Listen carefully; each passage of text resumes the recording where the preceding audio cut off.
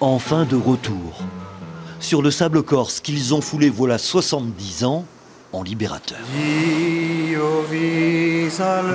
Des engagés volontaires marocains venus d'en face, de l'autre rivage de la Méditerranée, goumiers ou tirailleurs, ils ne sont plus qu'une poignée de survivants. C'était en octobre 1943. 6 000 hommes, envoyés par la France libre, faisaient leur jonction en Corse avec la résistance pour jeter à la mer l'occupant. Fier, tellement fier de voir tout ça. L'armée allemande, retranchée dans le nord de l'île, les 14 000 SS de la Reichsführer nazie qui occupaient l'île de Beauté, sont pris au piège. Pour partager cet incroyable pèlerinage, nous sommes allés chercher chez eux les derniers goumiers du Maroc.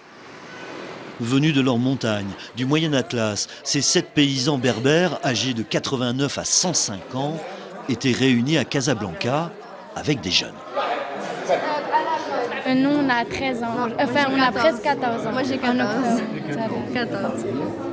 Ouais. Donc, ça fait une grosse différence. Hein. Lui au début du siècle et nous à la fin du siècle. Car c'est tout le souci des organisateurs, le ministère des anciens combattants français. Garantir la transmission de la mémoire de cette page d'histoire méconnue. À l'ouvrage, les élèves marocains ou français du lycée Lyoté, un lycée français où l'on enseigne l'arabe. Le monsieur a beaucoup d'expérience, il me racontait des anecdotes. Voilà. Il me disait qu'il y avait un froid très dur, qu'il souffrait beaucoup. Et il me disait qu'il était souvent changé de régiment. À l'aéroport de Rabat, le ministre délégué de la Défense, chargé des anciens combattants, Kader Arif, est venu chercher les goumiers. Mais pas n'importe comment, avec l'avion personnel du président de la République, tout un symbole. C'est une belle fierté, une belle marque de reconnaissance. Et moi qui suis un méditerranéen, je sais ce que peut être la force du symbole. Dépaysement garanti dans cet Airbus de grand standing pour ces soldats de base de notre ancienne armée coloniale. Certains n'avaient jamais même pris l'avion de leur vie. Comme cet homme qui n'en revient pas à l'atterrissage en Corse d'être, dit-il, descendu des étoiles. Au réveil en Corse ce matin, tous les souvenirs se bousculent. Nadir Ali, 93 ans, et une énergie incroyable, raconte comment il a neutralisé baïonnette au canon un orgueilleux soldat nazi, avant d'être blessé dans la bataille du col de Teguin.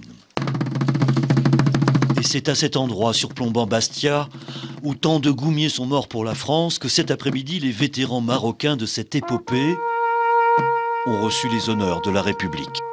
Car là-bas, à Saint-Florent, face à la mer d'où ils sont venus, reposent depuis 70 ans en terre de France leurs frères d'armes, ces vaillants goumiers que l'on appelait alors les indigènes.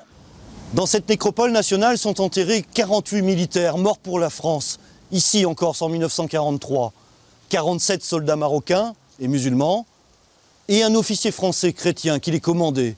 Il a souhaité être enterré aux côtés de ces hommes, sans aucun signe distinctif.